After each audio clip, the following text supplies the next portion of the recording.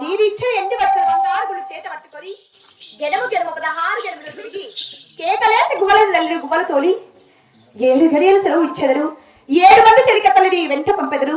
అవునమ్మా, శీఘ్రముగా అన్నలేసిన చెండు చెరికి వెళ్ళి క్షేమంగా వెళ్ళి లాభంగా వెళ్ళి వస్తావు భర్త.